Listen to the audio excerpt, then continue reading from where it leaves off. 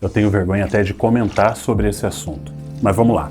Esse livro que você está vendo é exatamente o que você está pensando. O nome do livro é Manhã Gloriosa na Fazenda Leiteira, e sim, na capa você tem um minotauro com uma mulher. E a sinopse não poderia ser pior, é a história de uma millennial que está sem dinheiro e recebe a proposta de trabalhar numa fazenda onde existe a ordenha de minotauros. E ela se apaixona por um minotauro rude e de voz grossa. E foi dessa história de amor que eu me lembrei durante o tempo todo em que eu assisti ao novo filme O Morro dos Ventos Uivantes, da Emerald Fennell. Então beije-me, e que sejamos ambos condenados. Então, durante o carnaval, porque parece mais um filme de carnaval do que um filme de Dia dos Namorados, apesar dela ter vendido esse como sendo um filme de Dia dos Namorados, durante o carnaval foi lançado esse filme da Emerald Fennell. Se você não conhece, a Emerald Fennell é a que fez também o filme Saltburn, então você já tem um pouco sobre o que esperar, mas eu não esperava que fosse tão ruim. Uma justiça deve ser feita com relação a esse filme, porque além do fato de ele me lembrar de minotauros e de outras coisas assustadoras que a gente já vai comentar, ao menos ela teve a decência de colocar aspas no título. Se você reparar, tanto o título em inglês como o título em português possui aspas em O Morro dos Ventos Uivantes, porque de fato esse não é o Morro dos Ventos Uivantes. O Morro dos Ventos Uivantes, da Emily Brontë, é um dos livros mais lindos, complexos, com personagens marcantes, interessantes e jamais poderia ser descrito como uma história de amor. Só alguém que nunca leu esse livro, ou alguém que leu e não entendeu, poderia descrevê-lo dessa forma. Mas a própria Emerald Fennell já falou em entrevista que ela leu este livro aos 14 anos, e não releu recentemente, e resolveu fazer o filme baseado nessa história, mas ela altera tudo. Altera personagens, altera história, quem tá vivo agora tá morto, quem era pra tá morto agora tá vivo. Vira uma bagunça completa na versão que só existe na cabeça dela, e o problema é que a cabeça dela é perturbada. O Morro dos Ventos Uivantes, como eu falei, não é uma obra de amor, é uma obra de obsessão. A gente vê a jornada do Heathcliff, que é um dos personagens mais cruéis, demoníacos que existem na literatura. Esse camarada, ele sai de oprimido para opressor e demônio, porque o que ele faz é assustador. E quando você lê esse livro, o que a Emily Brontë queria fazer com a gente? Ela queria nos levar numa jornada para nós enxergarmos o mundo da perspectiva de uma pessoa ruim. Você deve conhecer pessoas assim na sua vida, talvez você tenha assim alguém na sua família. Pessoas que são ruins e que não basta elas serem amarguradas, elas amarguram a vida de todos ao seu redor, elas conseguem destruir, tirar o oxigênio de todos que estão ao seu redor. Esse é o protagonista Heathcliff, essa também é a Cat, que no filme é interpretada pela Margot Robbie. Durante toda essa história não são personagens agradáveis, e a intenção da Emily Brontë não era descrever uma história de amor, mas mostrar como que pessoas desagradáveis, cruéis, violentas conseguem transformar amor em obsessão. Existe agora toda uma tendência no mundo da literatura e do cinema também de retratar os monstros como sendo sexys, como objeto de desejo. Você vai ter livros sobre fantasmas sexys, demônios apaixonados, sobre lobisomens, vampiros, minotauros, centauros. Você escolhe qual for a criatura mais assustadora, porque aparentemente homem já não é mais o suficiente, você precisa transformá-lo em um demônio para ele ser aceito. E é interessante que eu já falei disso também, quando eu analisei o filme Frankenstein. Coincidentemente, você tem o mesmo ator que interpreta o Frankenstein agora interpretando o Heathcliff em O Morro dos Ventos Uivantes. Em Frankenstein, Guilherme Del Toro faz novamente uma coisa que é tendência dele, que é de humanizar os monstros e torná-los sexys. É tentar mostrar uma uma tensão sexual latente que existe nos monstros da perspectiva de uma donzela inocente. E é isso que ele fez em A Forma da Água, é isso que ele fez também em Frankenstein, e é isso que Emerald Fennell faz aqui nesse filme, só que de uma maneira ainda mais problemática e tóxica. Caso vocês não saibam de toda a origem desse movimento, acontece que tudo é culpa do Crepúsculo. Sim, a culpa de todos os males de nossa era pode ser datada desde o lançamento de Crepúsculo, porque quando o Crepúsculo foi lançado, as pessoas ficaram muito fãs daquela saga. Nossa, nós temos agora um vampiro sexy, vampiros não são... É claro, você já tinha até o Brad Pitt como um vampiro sexy antigamente, mas agora essa coisa mais emo, né? Um vampiro emo sexy. Acontece que havia uma fã, uma mulher que leu todos os livros do Crepúsculo, que assistiu aos filmes, que era fã incondicional dessa história, e o nome dela era E.L. James. E.L. James, ela gostou tanto desse tipo de conteúdo que ela começou a fazer fanfics. O que são fanfics?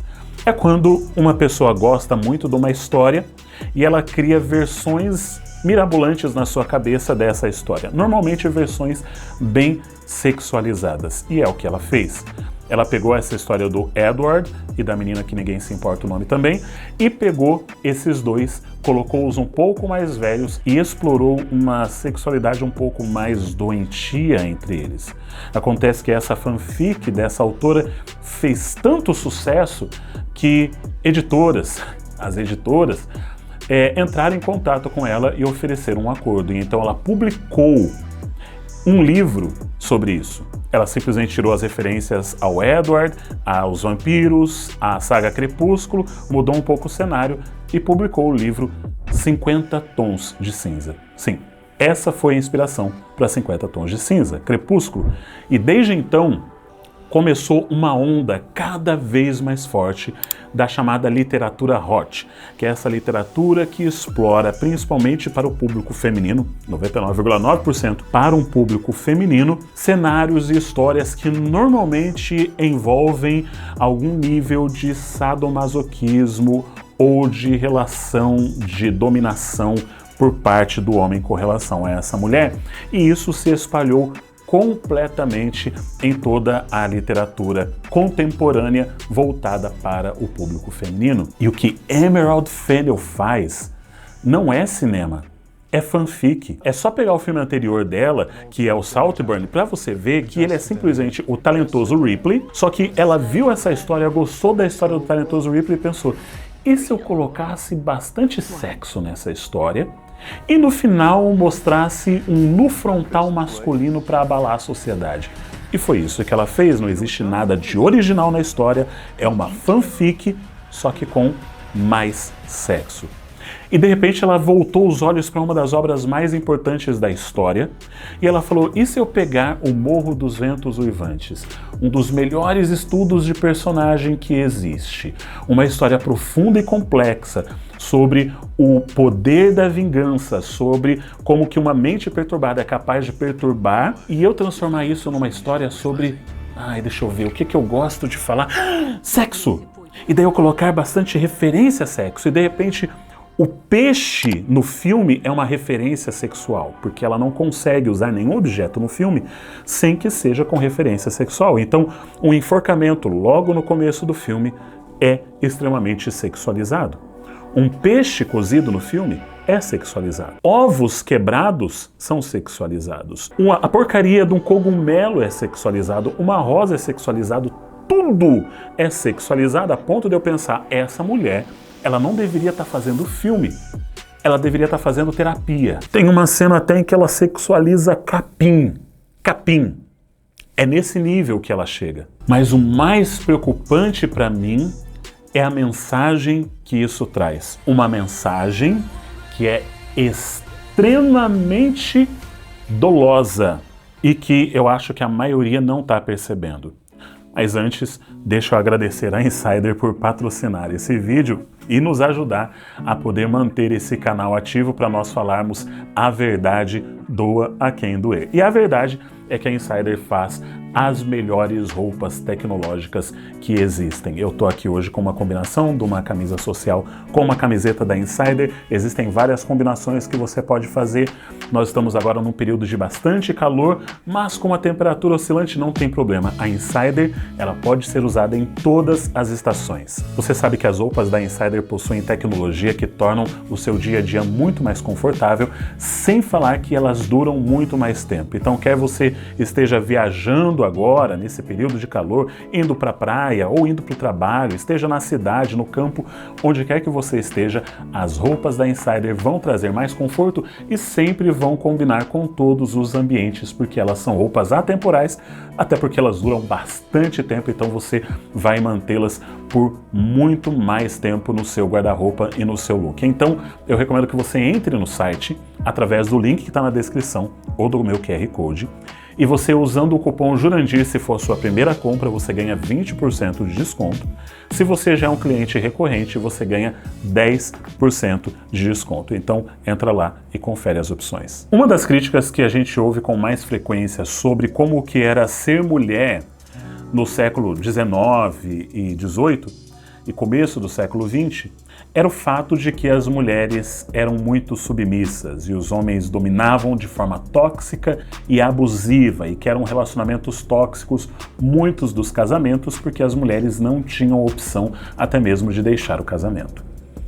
Só que olha a ironia que acontece, porque quando Emily Brontë escreve O Morro dos Ventos Uivantes, ela está justamente denunciando, veja, um livro com mais de 100 anos, ela está denunciando o comportamento de homens tóxicos, o comportamento de homens abusivos, de homens que jamais deveriam casar porque eles nem se comportam como seres humanos, se comportam como demônios, e que um pai odiaria ver a filha casada com esse tipo de pessoa, e que você jamais gostaria de ter esse tipo de pessoa no seu círculo íntimo, porque ele destrói a vida de todos ao seu redor, porque ele é dominador, cruel e abusivo. Ok?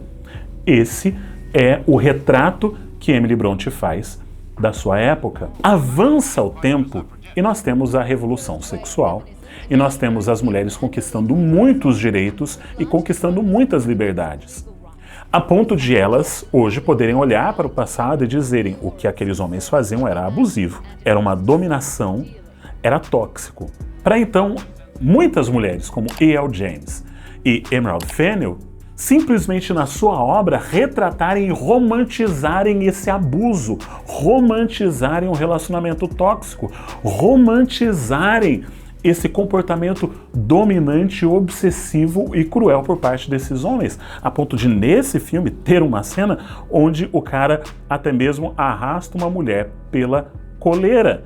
E isso não é mostrado de forma clara como sendo algo negativo, porque dá a entender de que aquela mulher tá gostando. Então, olha o absurdo da evolução que a gente afirma ter chegado. A evolução onde a mulher, no começo, era abusada e maltratada e humilhada por homens considerados tóxicos, para hoje a mulher se submeter voluntariamente a ser abusada, maltratada e dominada por homens tóxicos. Mais do que isso, ao se fazer filmes e livros que retratam esse tipo de homem como um ideal masculino, como uma figura sexy que essas mulheres querem ter. O fato da Emerald Fennell tratar O Morro dos Ventos Uivantes como uma história de amor já é perturbante. O fato dela tentar justificar no seu filme esse comportamento abusivo é ainda mais preocupante, porque Emily Brontë não tenta justificar o comportamento de Heathcliff, principalmente. Ela simplesmente mostra a jornada dele, mas quando você termina o livro, você tem uma figura muito clara de que você acabou de assistir a jornada do demônio, de que ele não é redimível, de que ele é uma pessoa horrível, de que você não gostaria de tê-lo por perto.